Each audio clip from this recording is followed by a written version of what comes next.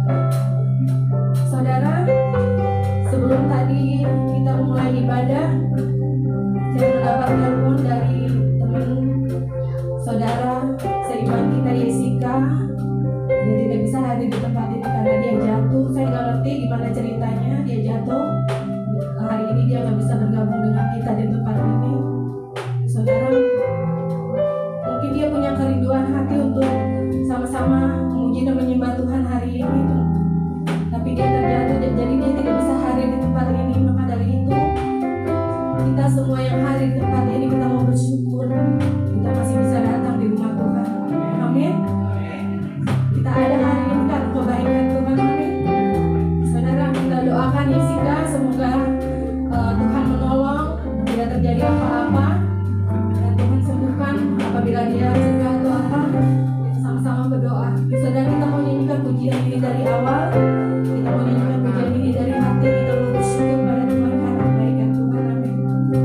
Yesus, terima kasih.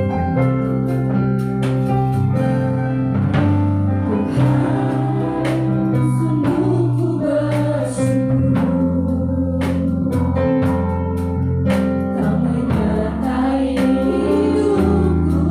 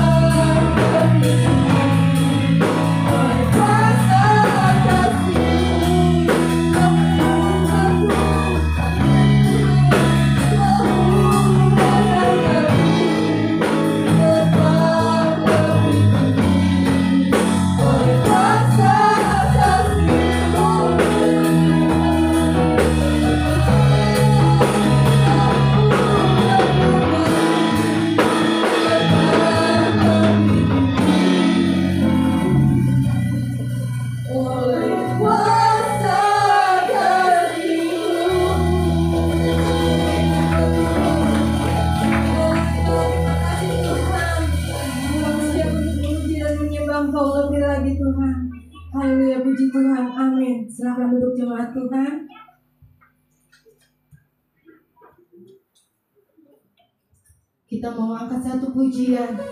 Bila topan keras melanda hidup kita, jangan takut, ada Yesus dalam hidup kita. Amin.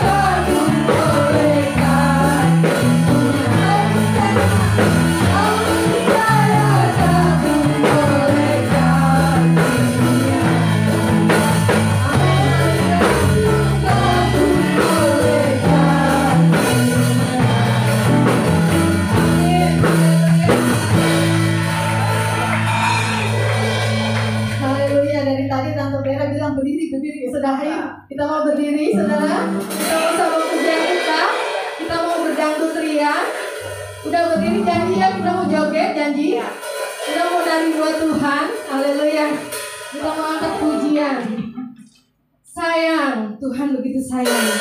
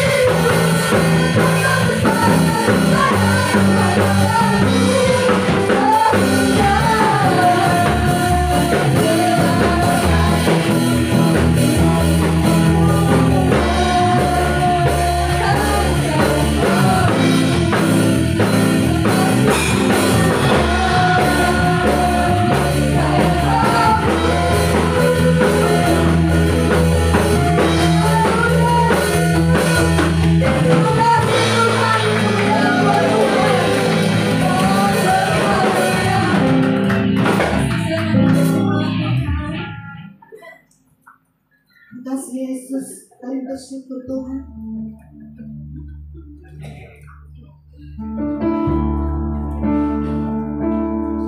Mari jemaat Tuhan, kita mempersiapkan hidup kita. Kita akan mendengarkan firman Tuhan.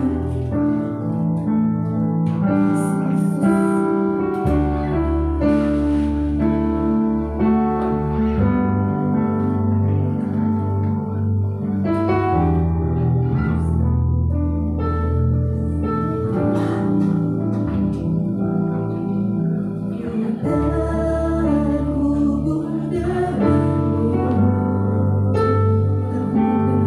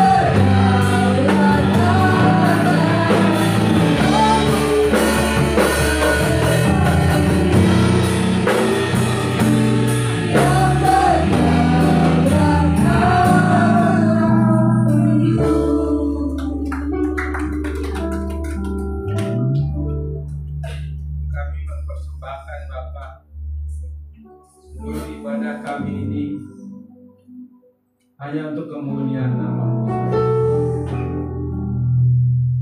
Dan kami pusatkan ibadah kami ini hanya kepada kehendak dan otoritas-Mu ya Bapa. Sebab kami percaya Engkau ada dan hadir bersama kami di dalam ibadah ini. Kami menghormati Engkau, kami menghargai kehadiran-Mu ya Bapa. Dan kami percaya kehadiran-Mu itu juga yang akan memberkati kami, yang akan menolong kami, yang akan menyembuhkan kami, yang akan memberi kekuatan buat kami, dan akan membawa kami kepada kemuliaan demi kemuliaan. Dan kemuliaan demi kemuliaan itulah yang akan kami alami, kami nikmati bila kami terhubung dengan Engkau. Terhubung karena iman kami kepada Yesus Kristus Tuhan kami, yang menjadi pengantara antara kami kepada Engkau ya Bapa. Dan kami bersyukur karena anugerah dan kasih karunia-Mu saja kami boleh dipilih, diperkenankan menjadi anak-anak-Mu ya Bapa. Terima kasih buat status yang begitu indah bagi kami. Dan status itu bagi kami adalah status yang permanen. Sebab Engkau tidak pernah salah memilih kami. Dan pilihan-Mu itu adalah tanggung jawab-Mu dalam hidup kami. Terima kasih Bapa. Bapa, pakai dan urapi hamba-Mu saat ini. Kuduskan hamba-Mu oleh darah Yesus, sehingga hamba dilayakkan menjadi alat daripada-Mu saja. Roh, jiwa, tubuh ini, hati, pikiran, dan kelima panca indera ini, hamba minta kuasa darah Yesus menguduskan. Dan juga ampuni Bapa akan segala dosa dan kesalahan hamba-Mu ini, baik dalam hati, pikiran, perkataan, dan perbuatan, sengaja atau tidak sengaja. Ampuni Bapa. Sebab hamba sadar, hamba manusia yang hina-hina, manusia yang penuh dengan kesalahan dan dosa, manusia yang banyak kekurangan. Ampuni kami ya Bapa. Oleh karena anugerah-Mu saja Engkau memberikan perkenanan kepada hamba-Mu untuk menyampaikan isi hati. Biar Roh Kuduslah yang memberikan pewahyuan dan ilham kepada hamba, sehingga apa yang disiapkan disampaikan dalam perenungan ini betul-betul semua si izin Roh Kudus, iluminasi Roh Kudus yang memberikan pewahyuan, yang memberikan kata-kata firman di dalam hati jolimi hamba-Mu ini. Demikian juga urapi semua jemaat-Mu di tempat ini, sehingga mereka yang datang dalam ibadah ini, mereka pulang membawa berkat firman Tuhan. Mereka membawa kemenangan, kelepasan. Mereka membawa kesembuhan. Mereka membawa damai, sejahtera, sukacita yang daripada Engkau. Tutup bungkus Bapa pemberitaan firman ini oleh darah Yesus, sehingga segala anasi roh jahat dalam bentuk apapun yang ada di dalam ruangan ini tidak akan pernah mencuri benih itu, dan benih firman itu betul-betul jatuh di tanah hati kami. Dia akan bertumbuh, berakar, dan berbuah. Terima kasih Bapa. Berfirman dalam nama Yesus kami siap dan kami berdoa. Amin. Shalom. Silakan duduk saudara. Terima kasih dalam Tuhan. Saya memberikan tema doa yang sesuai kehendak Allah. Kita sebagai orang Kristen tentu semua setiap hari pasti berdoa. Pasti berdoa. Makan pun berdoa, saudara. Betul nggak? Makan pun kita berdoa. Gitu. Jadi nggak lepas dari doa. Lalu doa-doa yang kita lakukan itu, apakah sesuai dengan kehendak Allah atau tidak? Karena banyak sekali Tuhan berkata di dalam 4 Injil, ya, Berdoa dalam namaku, engkau akan menerimanya. Percayalah engkau sudah menerimanya, dan lain sebagainya, saudara. Lalu di dalam Matius pasal 7 pun Tuhan katakan apa? Datang, cari, ketuk, kamu akan dapat. Minta, kamu akan diberi. Itu semua tentang doa. Nah, sekarang masalahnya,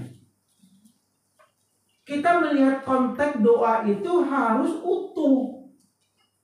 Nggak bisa comot ayat, 1 ayat, 2 ayat, nggak bisa. Kita harus melihat secara utuh, secara holistik dan integratif, maksudnya secara utuh dan keseluruhan. Artinya apa? Ya kita harus mempelajari tentang konsep doa itu seperti apa menurut Alkitab. Dan itu perlu kita melihat dari 31.000 ayat yang ada di Alkitab, dari Kejadian sampai Wahyu. Baru kita bisa memahami tentang doa yang benar itu seperti apa. Di dalam teologi ada yang dalam teologi sistematik. Itu artinya apa? Sistematik itu artinya mengumpulkan semua ayat-ayat yang di Alkitab sehingga membuat satu kesimpulan, satu rumusan, satu dalil. Oh, doa yang sesuai kehendak Allah itu seperti apa? Itu ada, saudara.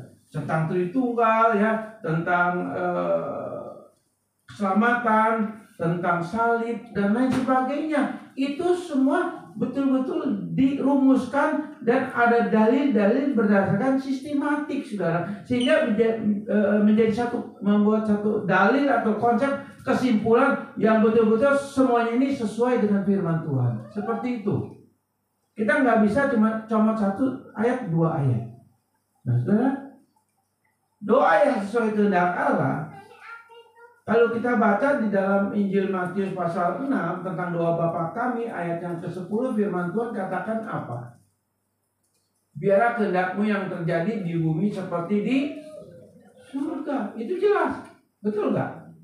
Matius 6 ayat 10, doa Bapa kami, biarlah kehendakmu yang terjadi di bumi seperti di surga. Lalu ketika Tuhan Yesus di dalam Markus 14 juga kan, ketika dia berdoa di Taman Getsemani, dia katakan apa? Kalau bisa cawan ini berlalu daripadaku, tapi biar kehendakmu yang terjadi. Tuhan kasih satu rumusan konsep doa itu seperti apa. Bahkan Tuhan sendiri pun berkata, biar kehendakmu yang jadi. Nah, ini yang seringkali kita salah pahami, kita tidak mengerti. Termasuk pun dalam doa makan, saudara. Itu menjadi satu doa yang menurut saya itu doa yang seperti burung beo. Nggak berubah.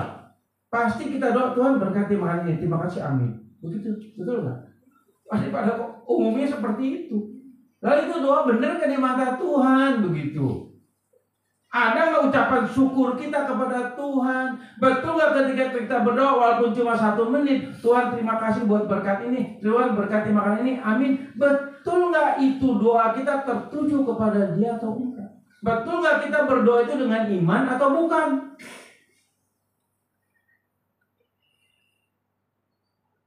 Itu menjadi satu kebiasaan. Nah, kalau kita ingin doa kita sesuai kehendak Allah, tentu kita harus mengenal dulu siapa Allah kita.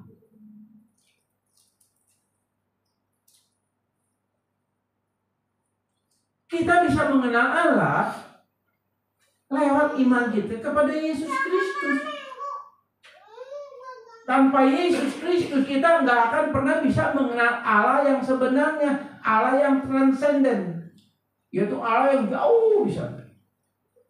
Tapi oleh karena Yesus Kristus Tuhan dan Allah Roh Kudus, di mana kita sehingga kita mengenal siapa Allah Bapa itu, siapa Tritunggal itu lewat Yesus. Nah, sekarang kuncinya ada di dalam Yesus Kristus Tuhan yang menjadi pusat iman kita semua. Nah, sekarang pertanyaannya lagi, betul nggak kita mengenal siapa itu Yesus Kristus? Pasti semua ditanya di sini sepakat. Percaya Yesus, percaya. siapa Tuhan Yesus, versinya pasti beda-beda. Pasti beda-beda. Kenapa beda-beda? Itu yang dikatakan kepercayaan dalam istilah teologi, kepercayaan yang asumtif. Nah, apa itu kepercayaan asumtif ya? Seperti itu. Coba diklik. Bisa diklik? Oke.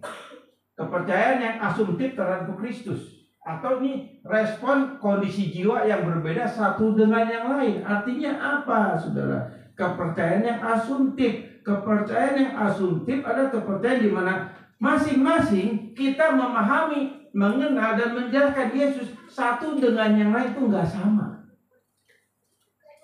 Nggak sama. Tergantung kondisi jiwa kita seperti apa. Tergantung relasi kita dengan Tuhan seperti apa. Tergantung pengetahuan kita tentang firman Tuhan seperti apa.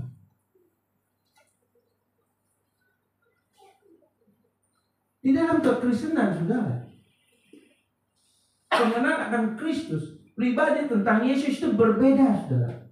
Kenapa kekristenan ada saksi Yehova? Bidat, itu sesat, saksi Yehova. Kenapa bisa mereka katakan Yesus adalah ciptaan Allah? Yesus adalah suatu Allah. Dia rubah kalimat bahasa Yunani-nya di dalam Yohanes pasal 1 ayat 1 sampai 3. Dia memahami konsep bahasa linguistik dari bahasa Yunani itu salah. Sehingga dikatakan Yesus itu bukan Allah. Yesus itu adalah ciptaan yang pertama dari Allah sebelum Allah ciptakan semuanya ini. Nah, itu disebut juga Kristen. Apalagi sekarang kita tahu di Indonesia sudah diakui saksi Yehova adalah salah satu agama resmi. Tapi kita yang non saksi Yehova, kita katakan mereka itu bidat. Tapi mereka katakan saya nggak bidat. Enggak. Nah, belum lagi Kristen Mormon, belum lagi Kristen Katolik, belum lagi Kristen-Kristen yang ada beberapa di tubuh kekristenan juga ada yang memahami tentang Sabelius atau monarkianisme. Apa monarkianisme? Artinya memahami tentang Yesus adalah pribadi, satu pribadi daripada Allah. Artinya begini, Allah itu bisa menjadi Bapa, bisa menjadi Yesus, bisa menjadi Roh Kudus. Jadi Allah yang mempunyai 3 kepribadian, bukan 3 pribadi, saudara. 3 kepribadian sama 3 pribadi berbeda. Karena kalau 3 kepribadian ini yang disebut Sabelius, ya, yang salah satunya kalau kita lihat banyak sekali di YouTube tuh tentang Sabelianisme, ya, monarkianisme seperti itu. Artinya Allah itu bisa jadi Bapa, Allah itu bisa jadi Anak, Allah itu bisa jadi Roh Kudus. Nah, kita GBI, ya, Gereja Baptis Indonesia menolak itu bidat juga kita katakan. Kenapa? Karena Yesus yang kita percaya adalah pribadi dari satu kealahan, bukan Allah yang memiliki kepribadian. Beda lagi, saudara. Itu ada di dalam tubuh Kristen, ada beberapa aliran Kristen yang mempercayai tentang Allah dengan 3 kepribadian atau Sabelius. Jadi Yesus itu adalah jelmaan daripada Allah Bapa, gitu. Jadi bukan satu pribadi. Ada yang seperti itu. Dan mereka katakan mereka benar. Itu ada dalam gereja, saudara. Di dalam kekristenan, dan itu resmi di Indonesia. Nah, lalu lagi ada yang mengatakan Yesus itu Tuhan, tapi bukan Allah. Ada. Yesus itu Tuhan, bukan Allah. Sehingga tidak berani mengatakan Yesus adalah Allah. Selalu dirubah kata Allah jadi Tuhan. Itu ada. Dan ada itu di gereja. Ada doktrinnya. Yaitu tentang salah satunya aliran Yahwisme. Seperti itu. Nah, kalau kita melihat seperti ini, lalu yang mana yang benar? Mereka pun berdoa, saudara. Mereka pun selalu berdoa dalam nama Yesus. Nah, sekarang saudara dan saya, bagaimana memahami dan mengenal siapa Yesus yang kita percayai itu? Di dalam kelompok-kelompok kekristenan ini juga ada yang mempercayai Yesus itu Allah yang menyembuhkan. Betul. Yesus itu Allah yang memberkati. Betul. Yesus itu Allah yang mengasihi. Betul. Tapi di kotak-kotak nama Yesus itu ada. Ya, kalau di YouTube juga kalau kita lihat ada hamba Tuhan yang punya talenta menyembuhkan. Jadi seorang Yesus itu penyembuh. Betul-betul. Tapi kalau kita mengkotakkan, mengkhususkan Yesus sebagai penyembuh tok, di mana kedaulatannya, kepribadiannya?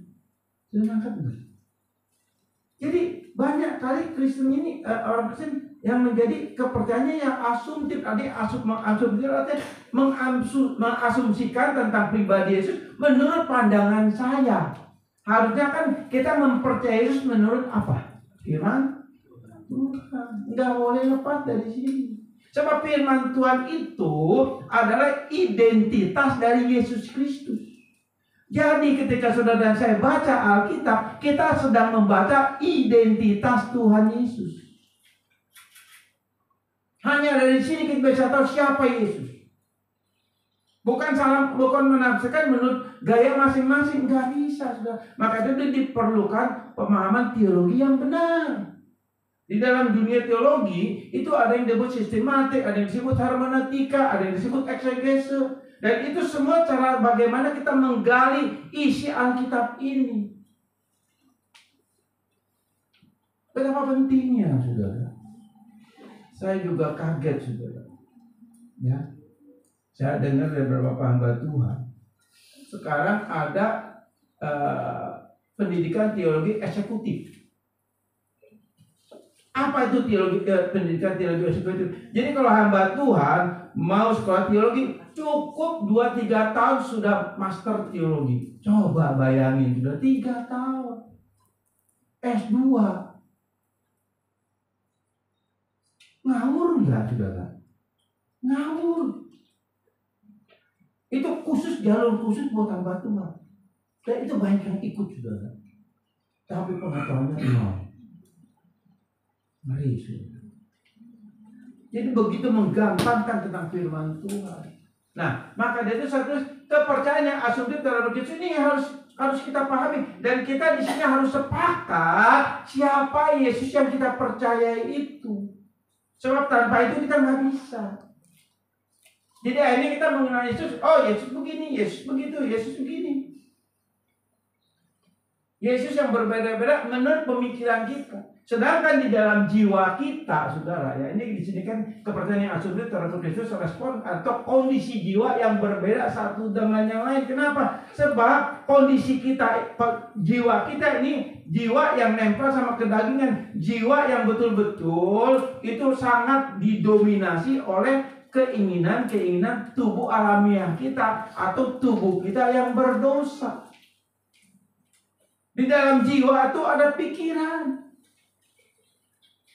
Nah, pikiran ini yang berbahaya, saudara. Dan ini seringkali, saudara, terjadi juga dalam hidup saya. Hati saya tidak mau berbuat dosa. Hati saya tidak mau menyangkal Yesus. Hati saya tidak mau kecewa sama Yesus. Hati saya tidak mau bersungut-sungut kepada Yesus. Tapi seringkali pikiran saya sering kecewa sama Yesus. Pikiran saya seringkali bersungut-sungut sama Yesus. Jiwa saya seringkali saya tidak puas dengan Yesus. Ini hal yang berbeda. Dan itu fakta ada di dalam diri saya. Jadi sedangkan iman itu rumahnya tuh jiwa. Iman itu wadahnya jiwa. Jadi betapa rentannya iman kita, betapa rentannya kerohanian kita, betapa rentannya pengetahuan kita tentang firman Tuhan, karena itu semua ada dalam jiwa kita. Dan jiwa itu sangat mempengaruhi. Salah satunya apa? Cara kita berpikir tentang Yesus. Maka dari itu, saudara, betapa pentingnya kita belajar firman, mengetahui firman. Di sini ada PA. Saya sih nggak mau memaksa, tapi ayo kita belajar dengan benar supaya kita bisa mengerti, pikiran kita bisa mengenal hal yang benar. Sebab gambar Allah yang sudah dipulihkan antara saudara dan saya ketika kita bertobat terima Yesus sebagai Tuhan dan Juru Selamat, otomatis gambar Allah yang buram, gambar Allah yang rusak karena dosa atau dosa warisan itu dipulihkan secara bertahap. Nah, dipulihkan apanya? 3 hal, yaitu pertama apa? Moral kita. Moral kita disucikan oleh darah Yesus. Sehingga moral kita suci. Karena kita dilahirbarukan, otomatis natur roh kita disuci dan kudus. Dan kita tidak bisa berbuat dosa. Artinya moral kita sudah suci. Lalu yang kedua, sikap kita. Sikap kita, perlakuan kita, perbuatan kita, itu semua sesuai daripada firman Tuhan. Tindak tanduk kita sesuai dengan hukum Tuhan. Itu gambar Allah yang kedua. Gambar Allah yang ketiga adalah pikiran. Pikiran kita yang mengenal firman Tuhan dengan benar. Pikiran kita yang memiliki kebenaran firman yang bisa dipertanggungjawabkan. Itu gambar Allah. Dan itu ada pada kita. Kalau kita sudah dilahirbarukan, kalau kita Kristen sejati, kalau kita betul-betul anak-anak Allah. Tapi walaupun kita sudah dilahirbarukan, walaupun kita sebagai anak-anak Allah, seringkali kita jujur, dan saya juga mau jujur, pikiran kita seringkali berbuat dosa, walaupun hati kita nggak mau berbuat dosa.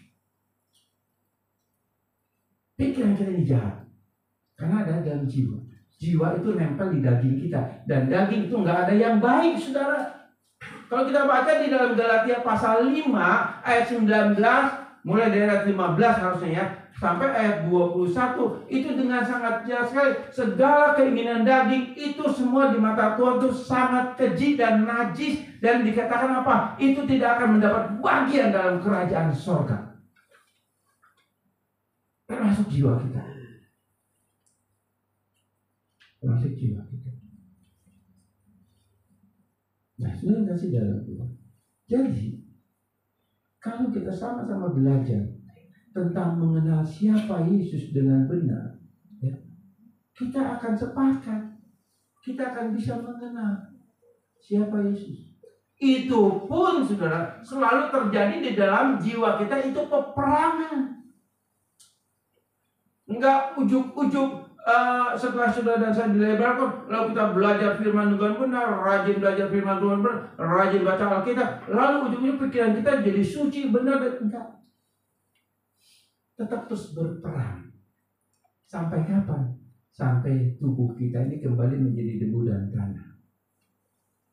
Peperangan itu terus terjadi. Peperangan itu terus terjadi. Contohnya siapa? Di dalam Matius pasal 16, ketika Yesus bertanya kepada murid-muridnya, yaitu kepada 12 rasul plus 70 murid, ya, jadi ada 82 saat itu. Dan Yesus berkata kepada mereka, kata kamu anak manusia itu siapa? Nah, kalau kita baca di dalam Matius 16, kata anak manusia, anak huruf depannya tuh A-nya gede, M-nya juga gede, itu menuju kepada Allah yang telah menjadi manusia. Nah, nanti di dalam PA kita belajar tentang Yesus anak manusia. Nanti saya akan jelaskan. Nah, di dalam Matius 16 ini ayat yang 13 dikatakan, setelah Yesus tiba di daerah Kaisarea Filipi, ia bertanya kepada murid-muridnya, kata orang siapakah anak manusia itu? Itu menuju kepada pribadi Yesus. Lalu murid-muridnya ada yang berkata, kamu Yohanes, kamu Elia, dan lain sebagainya. Itu respon daripada jiwa murid-muridnya, di mana mereka masing-masing memandang Yesus itu, oh kamu sebagai Yohanes, kamu sebagai Elisa, kamu sebagai Elisa, kamu sebagai Yeremia. Begitu, saudara. Ini murid-muridnya loh, saudara, yang tidur bareng, jalan bareng, makan bareng selama 3 tahun. Masih salah memahami Yesus. Dan apa maksud saya? Ngerti ya? Nah, kita pun sama. Pikiran kita seringkali terkonsep dengan Yesus. Yesus yang menurut konsep pikiran kita seperti apa? Itu sesuai dengan selera kita. Ini yang bahaya. Nah, maka itu ketika kita berdoa, apakah sesuai kehendak Allah, seringkali konsep-konsep pikiran kita itu mempengaruhi isi doa kita. Jujur, saudara. Jujur. Ketika saya ambil ambil satu keputusan untuk full time, ya, itu pikiran saya berperang. Pikiran saya ini nggak bisa terima. Pikiran saya ini menjadi bodoh. Pikiran saya ini seringkali menuduh diri saya ini, kamu bertindak bodoh. Buktinya apa ya? Kamu ngalami kesulitan-kesulitan yang kamu alami. Itu pikiran saya. Pikiran saya menuduh diri saya sendiri. Nah, ini terjadi peperangan. Yang kadang-kadang akhirnya saya juga ikut terpengaruh dengan pikiran saya itu. Lalu apakah pikiran saya itu benar di mata Tuhan? Saya katakan itu salah dan berdosa. Karena tidak sesuai daripada keputusan hati saya untuk full time. Sedangkan Tuhan begitu kuat untuk saya full time. Ya udah, sambil kecukupan. Walaupun faktanya memang betul-betul seorang full time itu tidak sangat nyaman. Tidak sangat nyaman. Nah, sehingga sampai hari ini pun pikiran saya liar, saudara.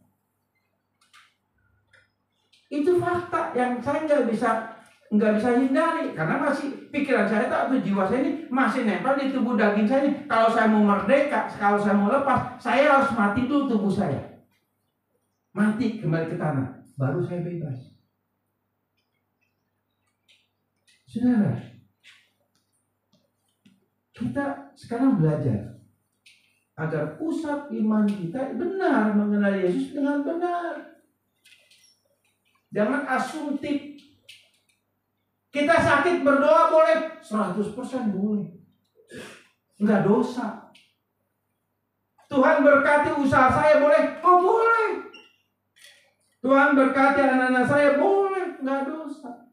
Tapi jangan menjadikan Yesus sebagai Yesus yang cuma sampai tok di situ. Nangkep? Karena dia itu berdaulat, dia berotoritas, dia berkuasa. Jangan kita mengkotakkan Yesus cuma hanya di tok situ saja. Gimana kalau saudara sakit nggak disembuhin? Lalu si penyembuh Yesus itu nggak ada lagi dong? Lalu gimana? Nah, saudara, seperti saat ini pun maaf saudara ya, jangan salah paham. Kita dalam ibadah, kita percaya. Saya berdiri di sini menyuarakan kebenaran firman Tuhan ini. Saya percaya Tuhan urapi saya. Saya percaya Roh Kudus menguasai jiwa tubuh saya, memberikan inspirasi, memberikan iluminasi apa yang harus saya sampaikan saat ini. Sementara saya menyampaikan renungan firman ini, saudara tahu pikiran saya ini jalan. Artinya apa? Pikiran saya jalan. Setelah entar habis ibadah, saya mau ngapain? Nah, apa mau makan kopi duren begitu kan? Minum kopi duren gitu kan? Atau mau makan bakmi atau makan apa-apa? Ini jalan. Nggak mungkin nggak jalan. Saya bukan robot, nangkap nggak? Atau ketika saya berdiri di sini, saya lihat mimik saudara masing-masing berbeda satu dengan yang lain. Lalu saya juga punya pemikiran yang menilai beda-beda saudara tentang mimik saudara pada saat ini dia. Nangkap nggak? Nah, misalnya ya, saudara lagi baca dengan saya sambil pegang handphone, saya nggak tahu, pikiran saya juga akan jalan. Pegang handphone, apakah lihat Alkitab atau WA atau link yang lain? Itu pikiran saya jalan loh saudara. Ya Shopee, betul loh. Saya nggak tahu, tapi satu hal, Tuhan tahu apa yang saudara lakukan di tempat ini. Tuhan tahu apakah betul saudara menghormati, menghargai firman Tuhan. Itu saja. Nggak ada yang lain. Nah, saudara yang kasih dalam firman, saya mau bawakan firman ini agar saudara ngerti bagaimana kita sepakat. Yuk kita berdoa, belajar berdoa sesuai kehendak. Sesuai kehendak. Saya nggak bisa jabarkan tentang pribadi Yesus yang saya katakan tadi. Ada yang mengatakan Yesus ini, Yesus itu, Yesus ini, Yesus itu. Enggak. Waktu saya terlalu pendek. Nanti itu di PA saya jelasin tentang Yesus itu kenapa disebut anak Allah, Yesus itu kenapa disebut anak manusia, Yesus kenapa disebut hamba Allah, Yesus kenapa disebut Mesias. Itu nanti di PA saya jelasin juga ya. Nah, ini ada 10 poin yang saya bawakan, tapi enggak selesai saudara. Ya, ini 10 poin yang saya akan bawakan, tapi enggak selesai. minggu depan saya akan bawakan lagi ya. Ini bersambung saudara ya. Seperti itu. Nah, kepercayaan yang asumtif bukanlah iman sejati. Si iblis dengan mudahnya memanipulasi keimanan kita. Tadi kan saya sudah jelaskan Kristen yang asumtif itu Kristen yang seperti apa, karena kondisi tergantung kondisi jiwa saudara dan saya. Nah, yang kedua, kepercayaan yang asumtif bukanlah iman sejati. Nah, ini hati-hati saudara. Ya. Seringkali kita berdoa di dalam nama Yesus kita tutup. Lalu itu salah nggak? Enggak. Itu konsep doa yang sesuai Alkitab. Tetapi pemahaman tentang yang asumtif itulah yang berbahaya. Artinya apa? Ketika kita berdoa, kita membayangkan Yesus seperti apa menurut konsep pikiran kita. Ngerti nggak saudara? Kita membayangkan Yesus seperti pikiran kita, yang tentu satu dengan yang lain itu nggak sama. Contoh, kalau saya tanya tentang betul nggak Yesus mengasihi saudara? Betul. Coba jelaskan. Saya yakin satu dengan yang lain menjelaskan tentang Yesus mengasihi saya itu berbeda. Karena tetap lihat dari sudut kepentingan pribadi. Anggap itu jujur, itu fakta. Kita nggak bisa lepas dari situ, saudara. Karena kita meresponi tentang Yesus itu menurut kepentingan kita, kebutuhan kita. Sedangkan di dalam diri kita ini ada dua kekuatan yang tidak bisa kita hindari. Yang pertama adalah kekuatan natur roh kita yang sudah suci dan kudus, yaitu kehendak Allah di dalam Roh Kudus lewat firman-Nya. Ada lagi kekuatan yang karena kebutuhan daging kita. Dan dua-duanya berperang. Ini pun menguasai jiwa kita. Kompleks sekali sudah di dalam tubuh manusia Kristen kita ini. Kompleks sekali. Tapi mau nggak mau memang saya mau coba ayo kita belajar. Memahami tentang siapa diri kita di hadapan Allah. Karena sekali lagi saudara, kalau kita nggak bisa jujur dengan diri kita nggak bisa jujur sama Tuhan. Kita hanya cuma munafik sama Tuhan. Dan Tuhan nggak bisa kita bikin munafik, karena Tuhan tahu hati kita apa, jiwa kita apa. Di hadapan Tuhan, hati dan jiwa kita sangat-sangat transparan dan telanjang bulat. Kita nggak bisa tutupi itu semua. Nah, saudara kasih dalam Tuhan. Jadi kalau kepercayaan kita asumtif itu bukan iman yang sejati. Maka dari itu kita mesti mengenal siapa Yesus yang kita percaya seutuhnya. Dan sedangkan firman Tuhan katakan Yesus itu adalah identitas dari firman Tuhan. Artinya firman Tuhan ini yang ada di Alkitab, yang saudara-saudara saya punya Alkitab ini, inilah pribadi Yesus, inilah identitas Yesus. Dari sini kita harus banyak mengenal dan belajar siapa Yesus, sehingga kita tidak mengansubtifkan tentang Yesus itu di dalam menurut versi kita. Tapi biarlah kita menjadikan Yesus menjadi versi yang apa kata Alkitab, bukan apa kata kita.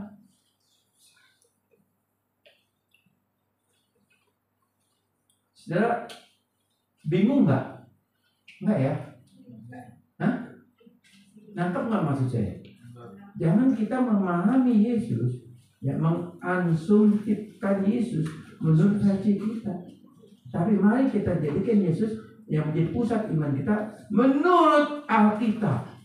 Apa kata Alkitab, siapa Yesus? Sehingga di dalam Matius 16 tadi dikatakan ayat 13, kata kamu, siapa aku ini anak manusia? Ada yang mengatakan dia Yohanes Pembaptis, ada yang mengatakan dia Elia, ada yang mengatakan dia Yeremia, ada yang mengatakan nabi Siswe. Lalu Yesus bertanya kepada mereka, tetapi apa katamu, siapa aku? Sekali lagi Yesus berkata kepada murid-muridnya. Lalu Simon Petrus menjawab, engkau adalah Mesias, anak Allah yang hidup. Lalu Tuhan Yesus katakan dalam ayat 17, dikatakan berbahagia engkau Simon bin Yunus atau Petrus, sebab bukan engkau yang menyatakan itu, melainkan Roh Bapakku atau Roh Kudus. Jadi Petrus bisa mengakui Yesus adalah Allah, Yesus adalah Mesias. Karena apa? Karena Roh Kudus yang ada di dalam roh Petrus. Sehingga dengan Roh Kudus itu dia bisa mengakui Yesus adalah Allah, Yesus adalah Mesias, Yesus adalah Juru Selamat. Itu pun karena Roh Kudus. Nah, demikian juga saudara dan saya. Saya percaya saudara dan saya di sini kita sudah menjadi Kristen sejati. Kita anak-anak Tuhan, kita anak-anak Allah. Kita punya Roh Kudus, ada Roh Kudus dalam diri kita. Ayo kita berdayakan, ayo kita berikan keleluasaan buat Roh Kudus agar Roh Kudus betul-betul menguasai roh kita, menguasai jiwa kita, sehingga dengan Roh Kudus itulah di mana Dia akan membawa kita untuk mengenal siapa Yesus sesungguhnya. Dan itu tentu sekali lagi untuk mengenal itu kita harus baca firman Tuhan, belajar ini, baca ini, renungkan ini siapa Yesus. Sebab seorang yang sudah dilahirkan, seorang Kristen sejati, pasti dia punya kerinduan untuk mengenal siapa si pemberi iman itu. Enggak mungkin enggak. Roh Kudus yang ada dalam diri kita terus menuntun kita, terus memberikan kegelisahan rohani buat kita, terus memberikan kesadaran rohani buat kita, terus memberikan tanggung jawab rohani buat kita, untuk kita mau mengenal siapa Yesus, siapa Yesus, siapa Yesus. Itu pasti.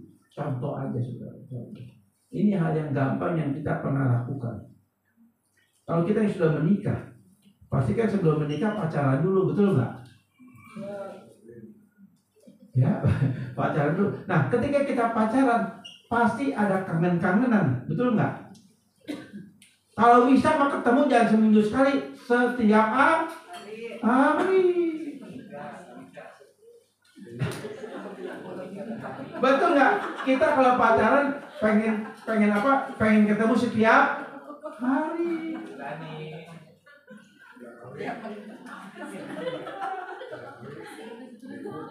Bener nggak nyobain apa?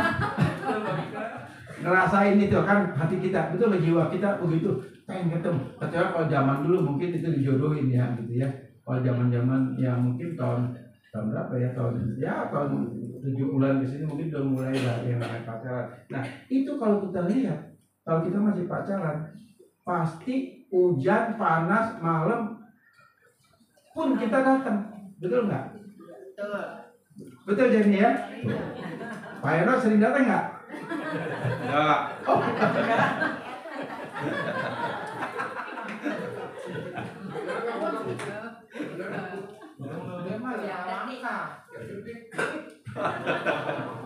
Berbeda pendapat.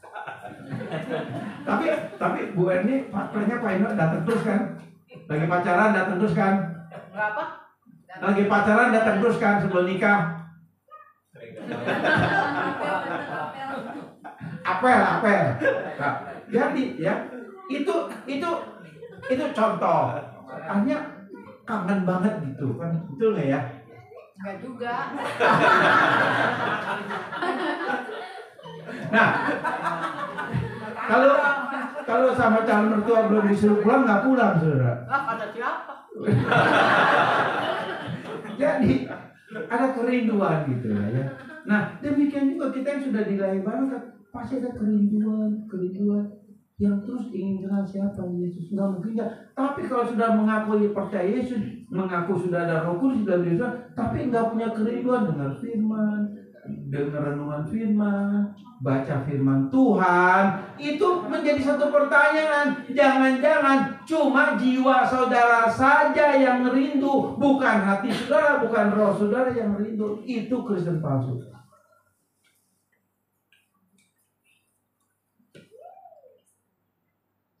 Itu pasti ada yang namanya kerinduan, karena ada Roh Kudus di dalam diri kita. Roh Kudus itulah yang menggerakkan kita. Roh Yesus itulah yang menggerakkan kita untuk mengenal siapa Yesus itu. Dan hanya di Alkitab ini kita bisa kenal, supaya nggak asumtif lagi.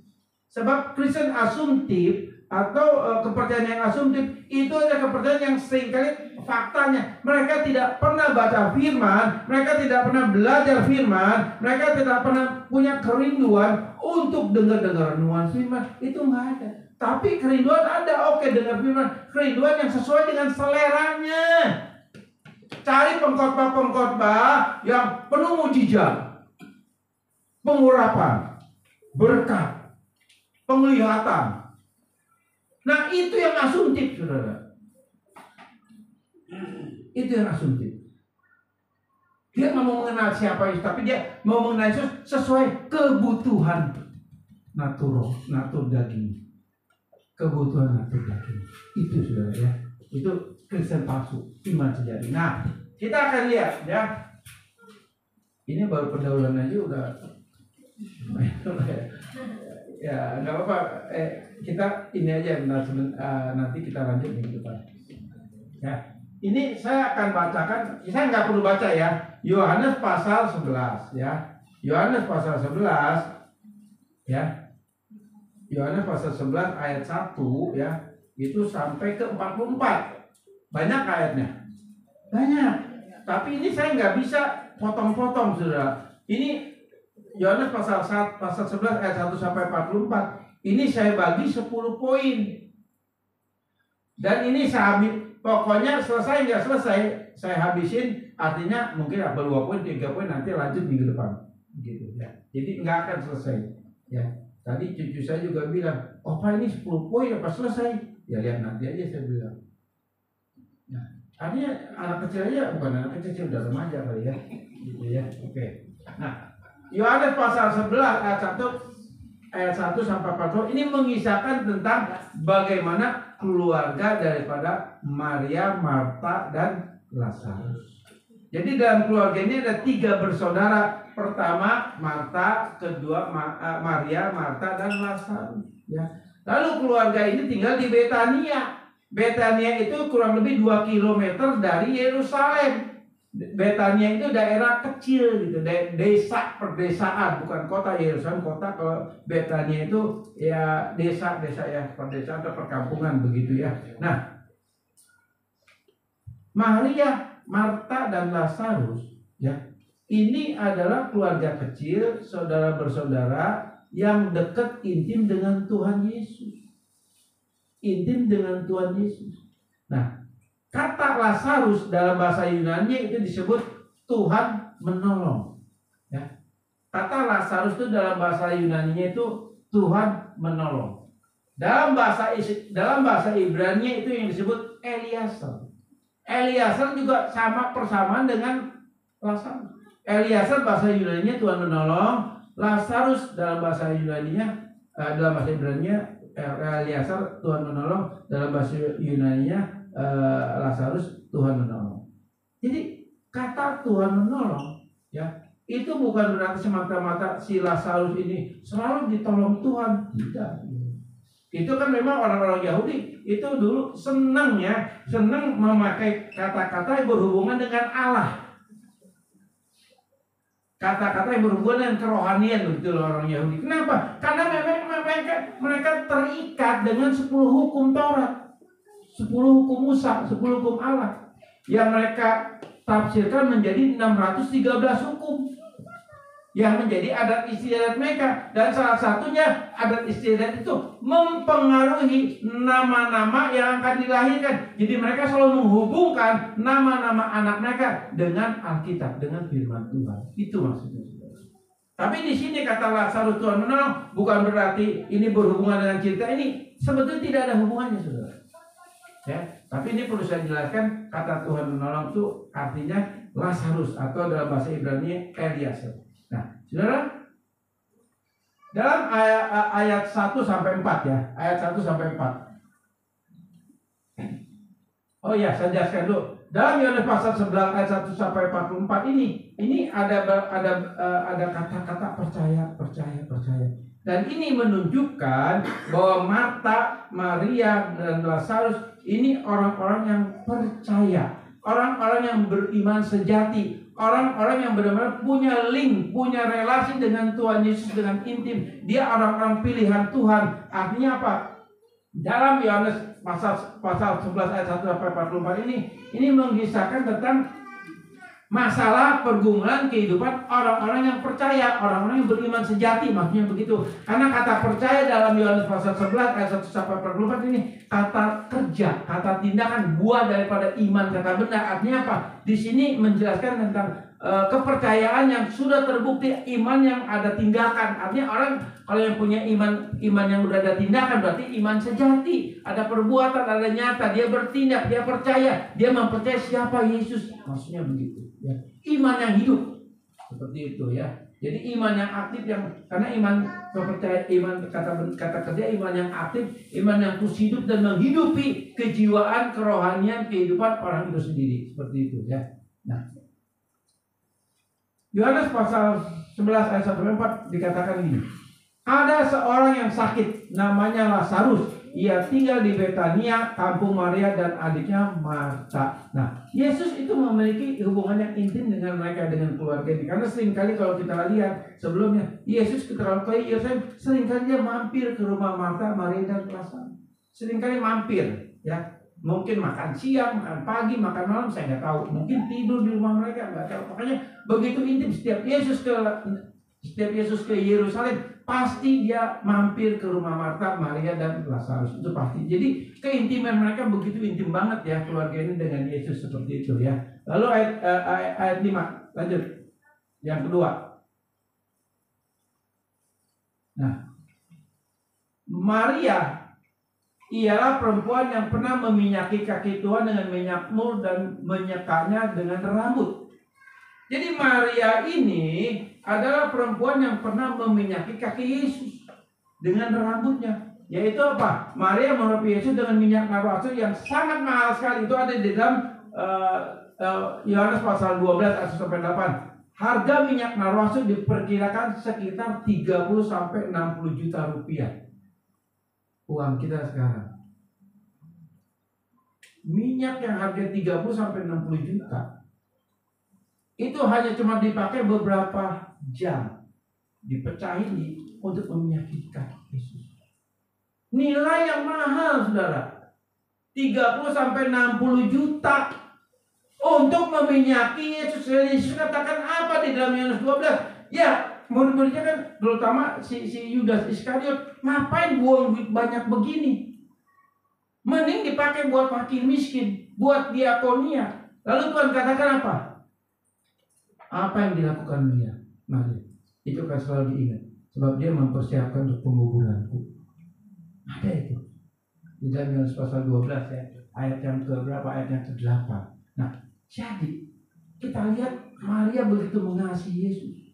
Maria begitu sayang kepada Yesus. Maria begitu dibuktikan apa? Dengan minyak narwastu yang satu bul itu 30 juta sampai 60 juta. Itu dalam sekejap dipecahkan, diminyaki kaki Yesus. Dia nggak pikir itu mahal. Minyak narwastu adalah dalam satu bul itu upah orang Yahudi untuk 1 tahun. Coba saudara bayangin, bagaimana dengan kita? Pelayan-pelayan di sini, worship, singer, pemusik, masih mau hitung-hitungan sama Tuhan. Kalau memang pelayan-pelayan di sini, dia mengasihi Yesus, dia akan selalu bikin yang terbaik, bukan menuntut, tapi memberikan yang terbaik.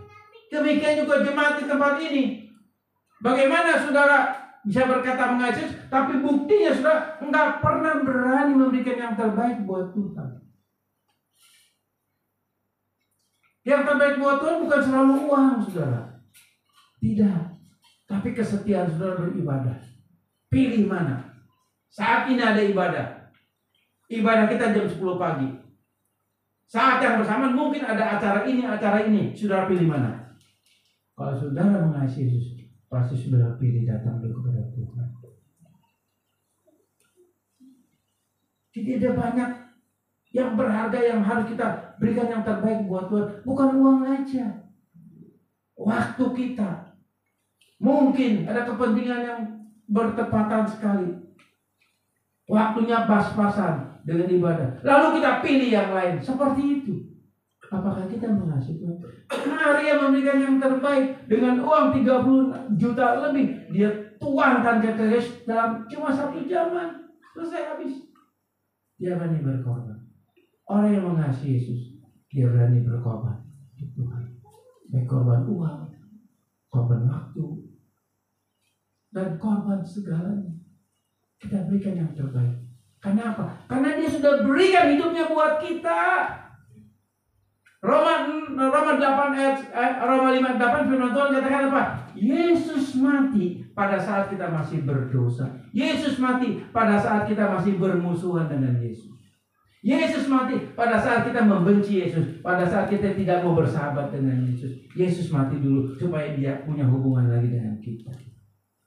Itu Yesus. Dia berikan nyawanya buat kita. Sekarang bagaimana kita memberikan yang terbaik kepada Tuhan? Ayo. Jangan hitung-hitungan sama Tuhan, baik dalam melayani, dalam ibadah dan lain sebagainya. Gereja ini punya Tuhan. Gereja ini punya saudara, bukan punya saya. Dan keluarga saya tidak ada yang jadi pendeta. Berarti apa? Kalau nanti saya mati, tentu jatuh ke tangan saudara semua. Dan saya rindu, kok sebelah kita bilang, lalu aminnya pelan. Amin dong gitu saudara. Ya kan gitu. Loh, kalau kita punya dua ruko, nanti anak cucu kita yang nikmatin bukan saya. Harus. Karena sekali lagi kan saya bilang, saya ini udah lakcap gua kue.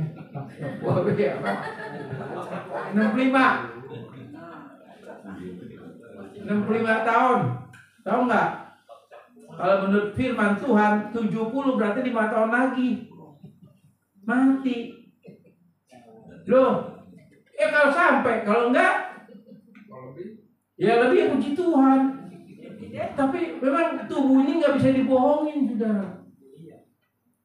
Kenapa?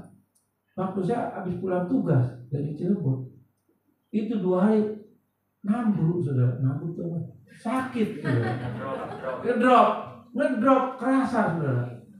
Sekarang aja masih lem-leman, saudara. Betul, lem-leman itu masih. Ya berarti tandanya memang udah ohir atau udah ohir. Hah? Tuir Tuhan. Udah fakta ini. Ini fakta, nggak bisa bohongin, saudara. Udah tua, udah ini fakta. Tapi ya saya dari sini banyak kali ya ibu-ibu ya juga yang semangatnya luar biasa ya gitu kan. Ya luar biasa, nggak apa-apa lah saya kalah juga. Ya tahu diri lah gitu kan. Ya oke. Nah jadi ya si Maria tuh berani berkorban untuk Tuhan.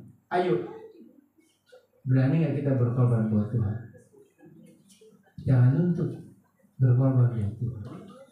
Berikan yang terbaik buat Tuhan. Ingat, firman Tuhan katakan, aku tidak mau berhutang. Oke? Tuhan akan bantu ya. Lalu, dan Lazarus yang sakit itu adalah saudaranya. Kedua perempuan itu mengirim kabar kepada Yesus, Tuhan, dia yang kau kasih sakit.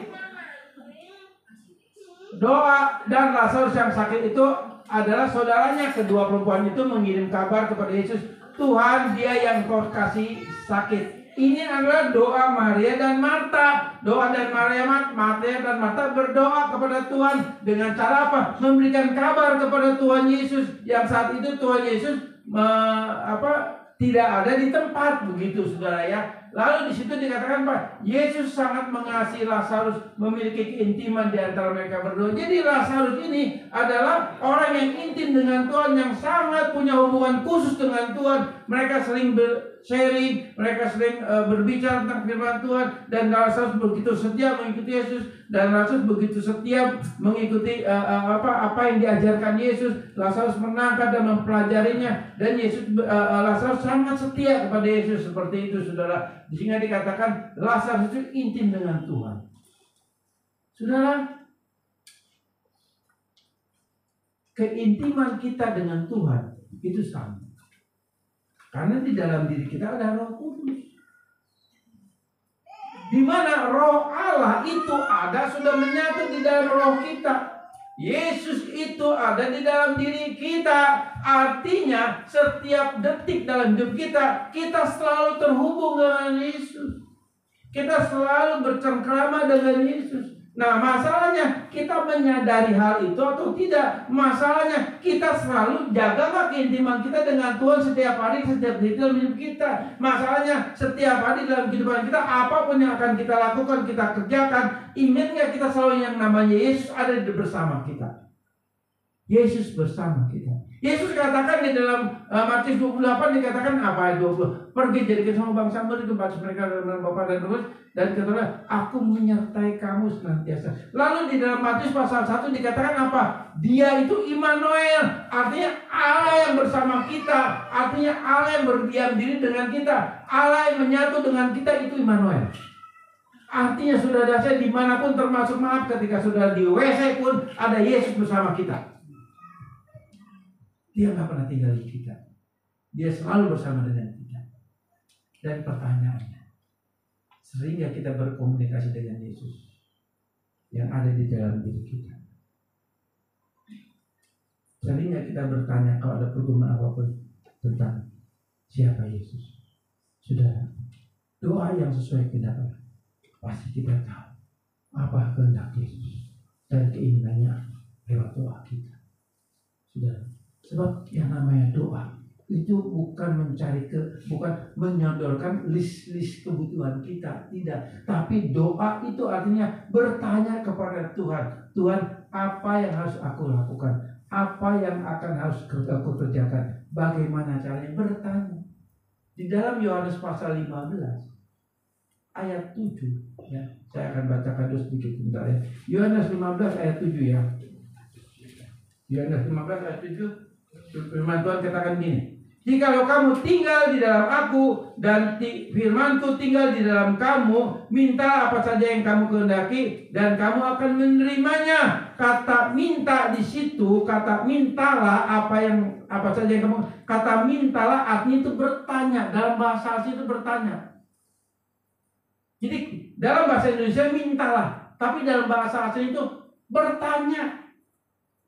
Bertanya kepada Tuhan ketika kita punya pergumulan, ketika kita berdoa, kita harus bertanya kepada Tuhan, Tuhan saya punya masalah nih, Tuhan saya punya pergumulan nih, bagaimana caranya? Nah, itu namanya bertanya. Jadi bukan membawa list, tapi bertanya, Tuhan apa yang harus saya lakukan, apa yang harus saya kerjakan. Kata bertanya itu dalam bahasa asli bertanya, bukan meminta. Itu doa yang sesuai kehendak Tuhan, bertanya bukan meminta. Nah, ini konteks bahasa Indonesianya agak sedikit rancu, saudara ya. Jadi di sini dikatakan Yesus sangat mengasihi Lazarus dan memiliki keintiman di antara mereka berdua. Saya percaya ketika Lazarus sakit, dan sakit ini pasti sakit yang sangat membahayakan sekali, sehingga akhirnya apa kita tahu, Lazarus mati. Berarti ini sakit parah. Sakit parah. Lalu Lazarus berdoa nggak? Tuhan tolong. Berdoa karena Maria dan Marta pun berdoa menyampaikan kabar ini kepada Yesus, nyuruh orang nyampein kabar ini kepada Yesus. Bahwa Lazarus ini sakit, yang kau kasih sakit. Itu doa, itu permohonan. Dan tentu Maria, Marta dan Lazarus, khususnya Lazarus pengen sembuh, betul nggak? Pengen sembuh, salah enggak? Dia pengen sembuh. Dan dia tahu Yesus bisa menyembuhkan dia. Maria Marta percaya bahwa Yesus sanggup menyembuhkan Lazarus. Maka dia bertanya, dia berdoa, dia datang kepada Yesus, suruh orang untuk minta Tuhan tolong sembuhkan Lazarus. Lalu ayat selanjutnya, ketika Yesus mendengar kabar itu, ia berkata, penyakit itu tidak akan membawa kematian, tetapi akan menyatakan kemuliaan Allah, sebab oleh penyakit itu anak Allah akan dimuliakan. Jadi Yesus memberikan kabar lagi nih. Setelah Yesus dengar dari Maria Marta bahwa Lazarus sakit, lalu Yesus memberikan kabar lagi, jawaban gitu ya, kepada orang yang membawa kabar ini. Yesus katakan apa? Penyakit itu nggak akan membuat dia mati, tenang aja. Gitu. Maria dan Marta dengar itu senang nggak? Senang. Wah, udah, amin dah, santai. Parah gimana juga Tuhan bilang nggak mati, betul nggak? Ya waktu udah kasarnya lu mau parah gimana kek, teriak gimana, kalau lu masih hidup, kan begitu. Itu kan Tuhan bilang dia nggak akan mati, penyakit itu kan nggak akan membawa kematian, kan begitu. Maria dan Marta langsung mendengar kabar itu bahwa Lazarus tidak akan mati. Mereka senang, karena yang ngomong Tuhan Yesus. Nah, sekarang pertanyaannya sudah, bagaimana dengan kita? Ketika kita berdoa dan kita percaya doa kita sesuai kehendak Tuhan, Tapi Tuhan diem. Tuhan gak jawab. Tapi kita mengimani dalam nama Yesus Tuhan pasti tolong. Dalam nama Yesus Tuhan pasti sembuhkan saya. Dalam nama Tuhan pasti Tuhan buka jalan yang ajaib buat saya dalam pergumulan saya apapun. Tuhan pasti dengar. Tuhan pasti dengar. Kita mengimani itu salah. Salah. Nah, kok hari ini bilang salah mengimani? Kata mengimani sama mempercayai itu hal yang berbeda. Kalau mengimani berarti kita sudah betul-betul yakin Tuhan pasti dengar doa kita. Yakin artinya di sini kita memaksakan kehendak kita supaya Tuhan menjawab doa kita. Itu mengimani. Sedangkan Dia berdaulat. Kita bukan mengimani tapi kita harus mempercayai. Nah, dalam bahasa Indonesia dalam bahasa aslinya mempercayai dan mengimani ini hal yang berbeda dalam konteks yang berbeda. Dalam tata bahasa yang berbeda secara gramatikanya. Kalau kita mempercayai, artinya kita mempercayai doa kita dengan Tuhan, artinya kita kembalikan biar kehendakmu yang jadi bukan kehendakku. Artinya apa? Kita percaya apapun permohonan kita, Tuhan kasih yang terbaik buat kita. Itu mempercayai. Artinya di dalam seperti Yeremia pasal 17 ayat 8 dikatakan diberkati orang yang mengandalkan Tuhan. Nah, itu namanya mempercayai. Bukan mengimani, mempercayai. Artinya mempercayakan hidup kita sepenuhnya kepada Tuhan. Tuhan pasti dengar doa kita. Tuhan pasti berikan yang terbaik buat kita apapun yang terjadi. Mempercayai. Bukan mengimani. Ngerti nggak saudara? Bingung ya? Paham lah, ini udah pada paham. Jadi Maria, Marta, Lazarus mendengar kabar bahwa Lazarus tidak mati, mereka senang ya. Selanjutnya, ini yang terakhir ya. Nanti kita lanjut lagi ya. Yang tadi mana? Lanjut. Halo, lanjut. Sudah. Ini tadi poin 1 sudah. Ini kita sampai poin 2 aja ya. Karena udah jam 11:30 lewat. Belum lagi kita akan makan bakmi saudara.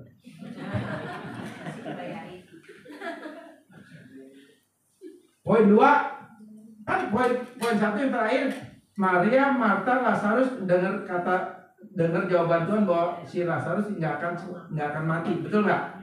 Mereka senang kan, pasti senang. Oke, yang poin 2 Yohanes pasal 11 ayat 5 dan 6. Yesus memang mengasihi Marta dan kakaknya dan Lazarus. Namun setelah mendengarnya bahwa Lazarus sakit, dia sengaja tinggal 2 hari lagi di tempat di mana dia berada.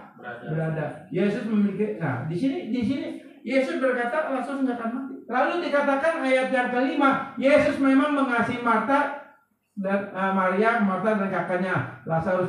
Namun setelah didengarnya bahwa Lazarus sakit, Yesus sengaja tinggal 2 hari lagi di tempat di mana dia berada. Jadi ketika Yesus dengar Lazarus sakit, Yesus malah nggak datang. Sengaja tinggal lagi 2 hari. Nangkep nggak? Sedangkan kita tahu ketika seorang perwira daripada Romawi anaknya sakit, lalu dikatakan Tuhan, anak perwira ini sakit. Dia sering menolong orang-orang Yahudi, mensupport kebutuhan-kebutuhan daripada keagamaan Yahudi. Lalu si Yesus berkata apa? Aku segera datang. Yesus langsung mau datang, ya, mau datang, nggak nunda. Ini nunda nggak? Sengaja 2 hari tinggal lagi. Tapi ini nggak. Ketika si anak perwira sakit, ya aku akan datang. Lalu si perwira ini berkata apa? Nggak usah.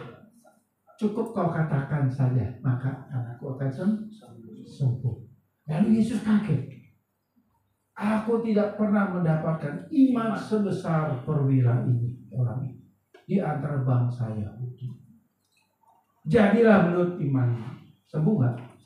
Sembuh. Padahal Yesus nggak datang. Iman sebesar ini.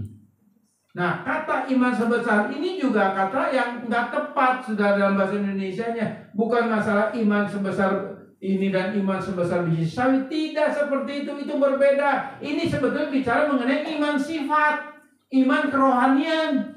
Jadi di sini bicaranya kalau saya transit dalam bahasa yang sebenarnya rohani yang sehebat ini, rohani yang sebesar ini tidak ku dapati di antara bangsa ini. Jadi ini bicara kerohanian, bukan masalah iman, tapi kerohanian yang besar itu karena ada iman. Iman yang membuat rohani bertumbuh begitu. Makanya kalau saudara mengaku beriman, tapi rohani nggak pernah bertumbuh, lah rohani tetap satu. Itu menjadi suatu pertanyaan, apakah saudara beriman atau tidak? Nah, seperti itu ya. Nah di sini katakan Yesus sengaja tinggal 2 hari lagi. Yesus memiliki rencana kerjanya sendiri, dia punya waktu sendiri, dia tidak bisa kita atur. Yesus punya rencana sendiri. Kalau saudara dan saya kita bergumul, kita berdoa, memohon pertolongan Tuhan, ingat Yesus nggak bisa kita atur. Tuhan tolong nyatakan kuasa-Mu, Tuhan tolong sembuhkan dia, Tuhan tolong berkati dia, nggak bisa. Jangan nyatur Tuhan. Kita nggak bisa ngatur Tuhan. Tapi faktanya seringkali biar kehendak-Mu yang jadi, tapi isi doanya ngatur. Pasti sembuh, berjalan, yang gitu kan ngawur sudah. Gak bisa Tuhan, kita nggak bisa. Memohon boleh, kan tadi saya bilang Tuhan sembuhkan saya boleh, Tuhan berkati saya boleh, Tuhan saya punya masalah dalam usaha saya, bukakan jalan, tolong boleh masalah. Tapi jangan dalam arti kita mengimani Tuhan pasti tolong, jangan mempercayai Tuhan pasti tolong, itu hal yang berbeda. Karena kata mempercayai itu artinya kita menyerahkan seluruh pergumulan kita kepada Tuhan. Kalau mengimani, mengambil bagian Tuhan kepada kita, jadi Tuhan yang kita atur. Itu kata mengimani. Ini dalam bahasa Indonesia memang kurang tepat Alkitab kita ya, saudara ya.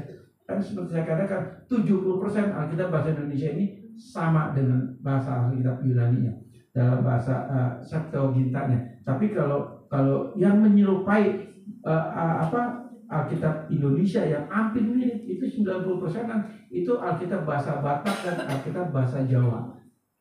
Alkitab bahasa Jawa dan bahasa Batak itu 90% lebih bagus daripada yang bahasa Indonesia. Kecuali terjemahan yang kedua ini saudara ya, itu udah naik levelnya seperti itu. Jadi Yesus memiliki rencana kerjanya sendiri, dia punya waktu sendiri, dia nggak bisa kita atur. Kita nggak bisa atur Tuhan. Ya. Lalu kita lah yang harus belajar menyesuaikan kehendak kita di bawah kehendaknya. Kita belajar bagaimana menyesuaikan kehendak kita dengan kehendaknya lewat doa dan permohonan kita. Kembali lagi sudah kita belajar apa yang Tuhan ajarkan di 4 Injil ini. Lalu aplikasinya kita lihat dalam Kisah Rasul, Surat Korintus, Galatia, Efesus, Filipi, terus sampai kitab Wahyu. Kita belajar apa sih kehendak Tuhan dalam hidup kita. Kita akan menemukan jawabannya di Alkitab. Nggak ada yang dimain. Sini kita baca. Ini jawabannya di sini. Kalau kita nggak pernah baca ini guys, termasuk saya. Jangan dikira saudara saya tahu kehendak Tuhan semua, enggak.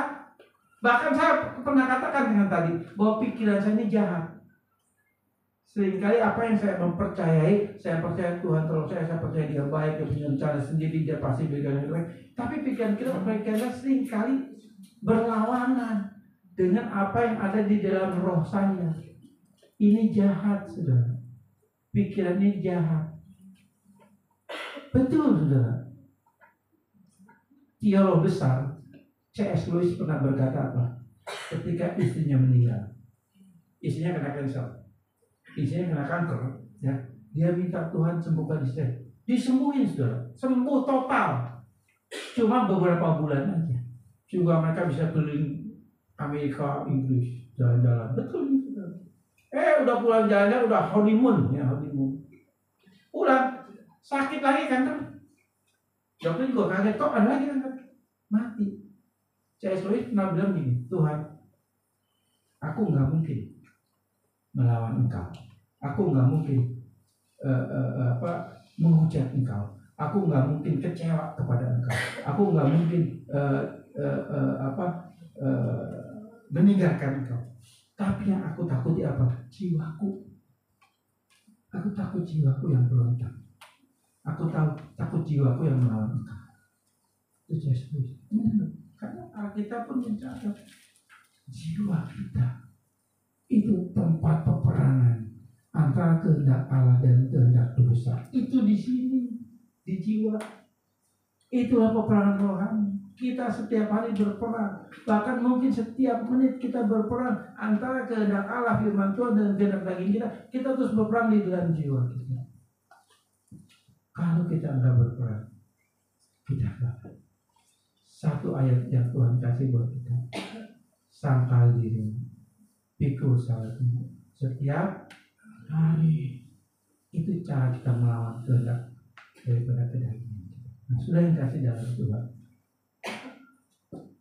Kita baru sampai poin 2 ya, yaitu ayat sampai ayat 6. Nanti ayat 7 sampai 44 saya usahakan minggu depan bisa selesai, saudara ya. Kita bersambung, saudara, karena waktunya. Kalau saya terusin sampai jam 1, saya jamin saudara pulang satu-satu. Itu saya jamin saudara pulang satu-satu. Tapi nggak apa-apa sih, persembahan boleh ngasih persembahan lagi ya. Persembahan lagi, udah persembahan pulang nggak apa-apa. Porsi itu salah sih tadi. Mesti persembahan dulu, kalau persembahan ngasih, kalau pas sampai jam 1 nggak apa-apa pulang lah. Yang penting ngasih. Oke, pemusik saya undang untuk depan. Ya. Saya undang untuk saudara juga bangkit berdiri. Kita akan nyanyikan satu lagu, saudara ya.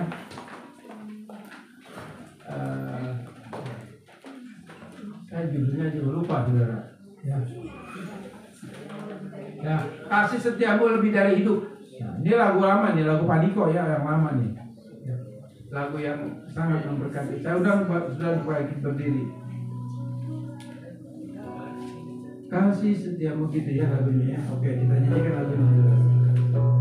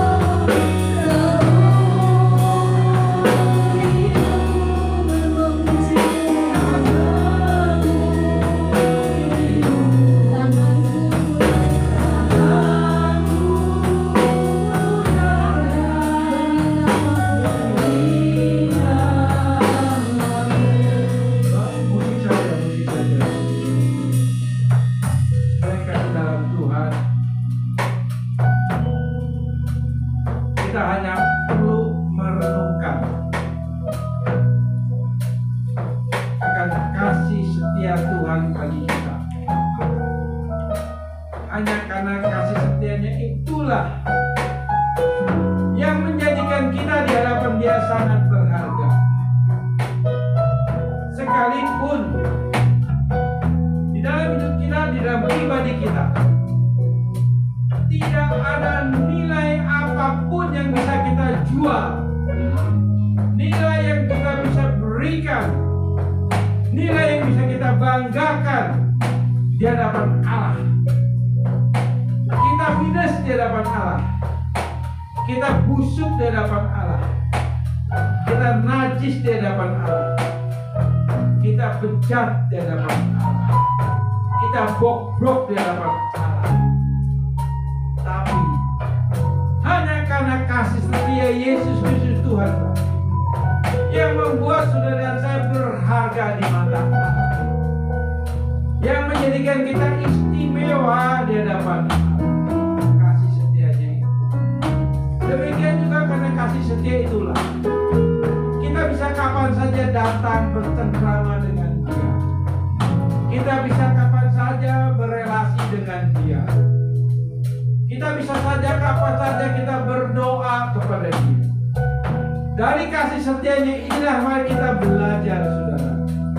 Belajar mengerti kehendak Allah dalam hidup kita. Sebagaimana firman Tuhan tadi, di mana ketika kita berdoa, kita jangan mengatur Allah, tapi biarlah kita bawa doa-doa kita, dan kita harus mempercayai bahwa ketika kita berdoa, ada waktu Tuhan yang terbaik buat kita. Dia nggak pernah berikan yang tidak terbaik. Dia selalu berikan yang terbaik buat saudara dan saya. Percayalah, percayalah. Andalkan Tuhan dalam hidup saudara dan saya. Mari mulai hari ini kita belajar berdoa untuk mencari kehendak Allah. Bagaimana caranya? Caranya adalah jangan kita mengatur Allah lewat doa kita, tapi kita kembalikan kepada kehendaknya. Dia berdaulat, Dia mengasihi kita, Dia akan selalu ingin menolong kita, Dia ingin selalu menyembuhkan kita, Dia ingin selalu memberkati kita. Mari kita nyanyikan lagu itu sebagai ekspresi iman kita kepada Dia.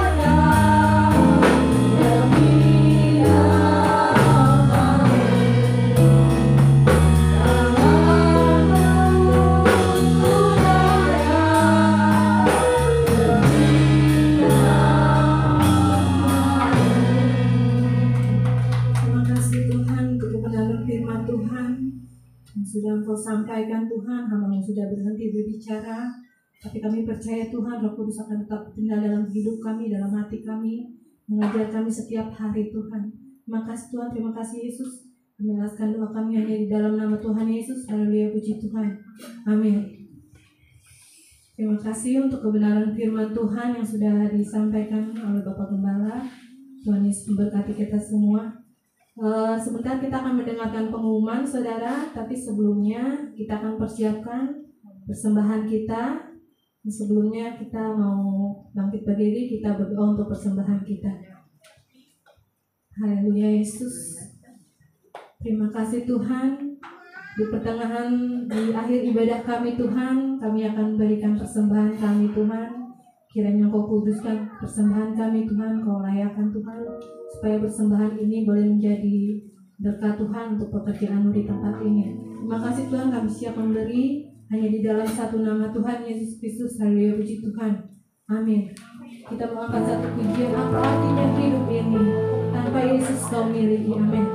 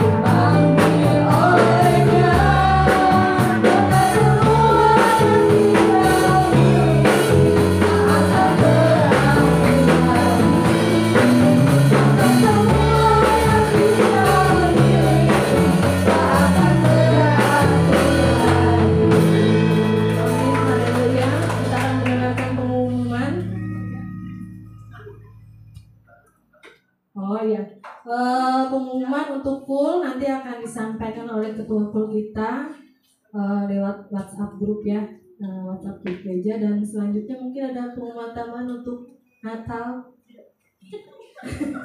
Sama aja ya.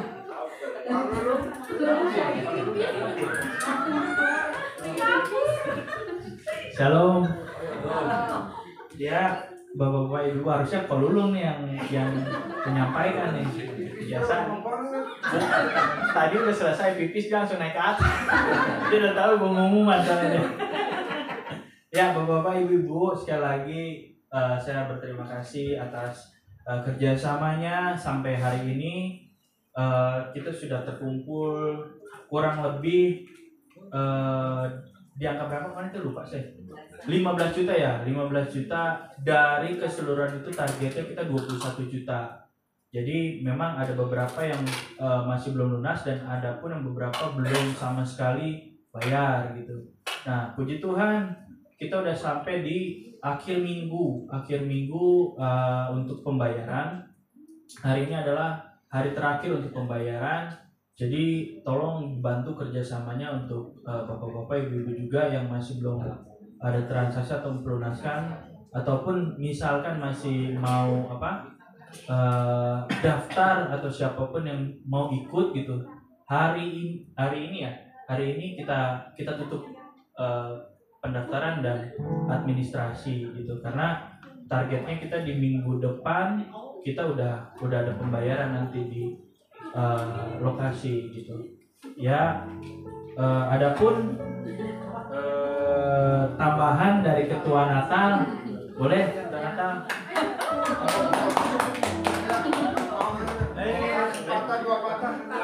Mau dipatah Marahin juga nggak apa-apa. Saya udah berhasil melakukan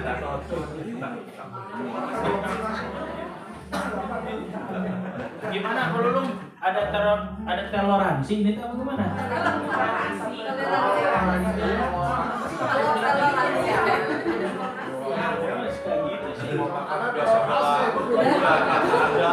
Di samping ada. Cukup sudah? Oke, puji Tuhan, kita akan tutup ibadah kita. Jemaat Tuhan, saya minta untuk bangkit berdiri.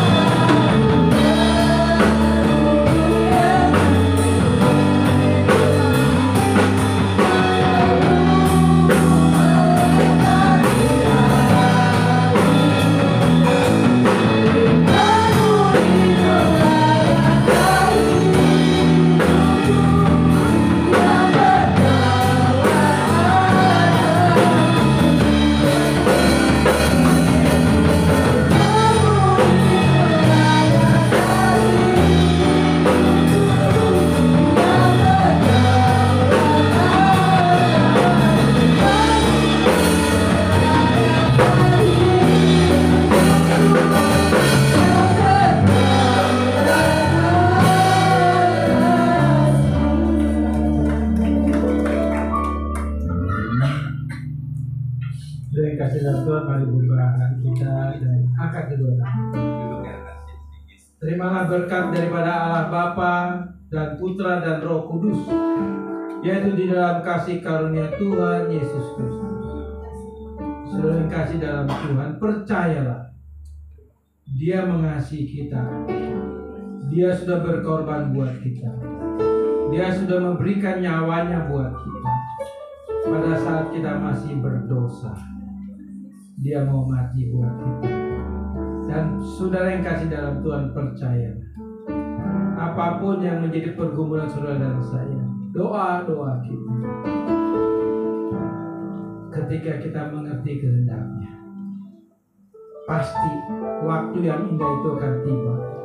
Kita akan menikmatinya, kita akan mengalaminya, bahkan kita akan bersaksi bahwa Allah yang menjadi pusat iman dan doa kita, Allah yang penuh kasih dan percaya. Yang percaya katakan amin.